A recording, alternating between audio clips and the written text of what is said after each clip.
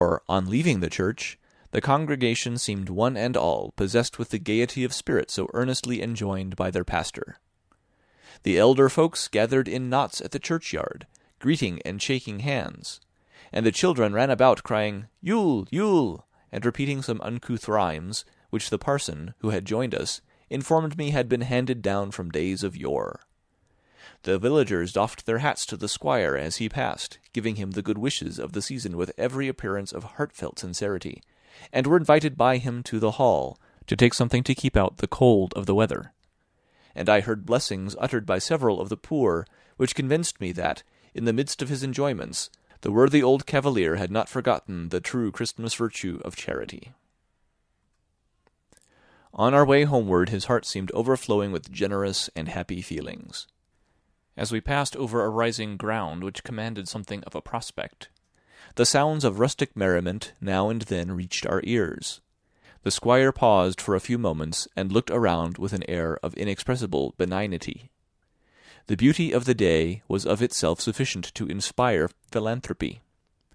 Notwithstanding the frostiness of the morning, the sun in his cloudless journey had acquired sufficient power to melt away the thin covering of snow from every southern declivity, and to bring out the living green which adorns an English landscape even in midwinter.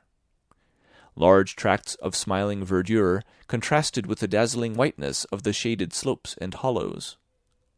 Every sheltered bank on which the broad rays rested yielded its silver rill of cold and limpid water, glittering through the dripping grass, and sent up slight exhalations to contribute to the thin haze that hung just above the surface of the earth. There was something truly cheering in this triumph of warmth and verdure over the frosty thraldom of winter. It was, as the squire observed, an emblem of Christmas hospitality, breaking through the chills of ceremony and selfishness, and thawing every heart into a flow.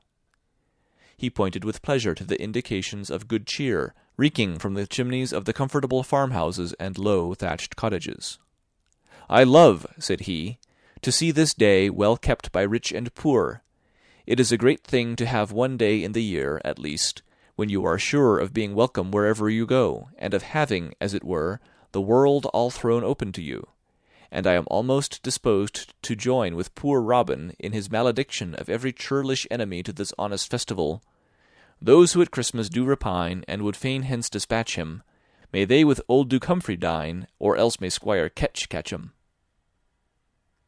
The squire went on to lament the deplorable decay of the games and amusements which were once prevalent at this season among the lower orders, and countenanced by the higher, when the old halls of castles and manor-houses were thrown open at daylight, when the tables were covered with brawn and beef and humming ale, when the harp and the carol resounded all day long, and when rich and poor were alike welcome to enter and make merry.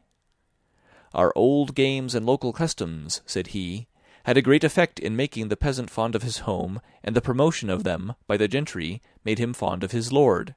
They made the times merrier, and kinder, and better, and I can truly say, with one of our old poets, 'I like them well, the curious preciseness and all pretended gravity of those that seek to banish hence these harmless sports have thrust away much ancient honesty.' The nation," continued he, "is altered. We have almost lost our simple, true-hearted peasantry. They have broken asunder from the higher classes, and seem to think their interests are separate. They have become too knowing, and begin to read newspapers, listen to alehouse politicians, and talk of reform. I think one mode to keep them in good humour in these hard times would be for the nobility and gentry to pass more time on their estates, mingle more among the country people, and set the merry old English games going again." Such was the good squire's project for mitigating public discontent, and, indeed, he had once attempted to put his doctrine into practice, and a few years before had kept open house during the holidays in the old style.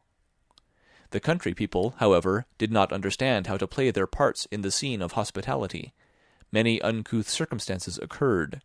The manor was overrun by all the vagrants of the country, and more beggars drawn into the neighbourhood in 1 week than the parish officers could get rid of in a year. Since then, he had contented himself with inviting the decent part of the neighbouring peasantry to call at the hall on Christmas Day, and distributing beef and bread and ale among the poor, that they might make merry in their own dwellings. We had not been long home when the sound of music was heard from a distance. A band of country lads, without coats, their shirt-sleeves fancifully tied with ribbons, their hats decorated with greens, and clubs in their hands, were seen advancing up the avenue, followed by a large number of villagers and peasantry. They stopped before the hall door, where the music struck up a peculiar air, and the lads performed a curious and intricate dance, advancing, retreating, and striking their clubs together, keeping exact time to the music, while one, whimsically crowned with a fox's skin, the tail of which flaunted down his back, kept capering around the skirts of the dance, and rattling a Christmas box with many antic gesticulations. The squire eyed this fanciful exhibition with great interest and delight, and gave me a full account of its origin, which he traced to the times when the Romans held possession of the island, plainly proving that this was a lineal descendant of the sword dance of the ancients. It was now, he said, nearly extinct, but he had accidentally met with traces of it in the neighbourhood, and had encouraged its revival, though, to tell the truth, it was too apt to be followed up by rough cudgel play and broken heads in the evening. After the dance was concluded, the whole party was entertained with brawn and beef and stout home-brewed. The squire himself mingled among the rustics, and was received with awkward demonstrations of deference and regard.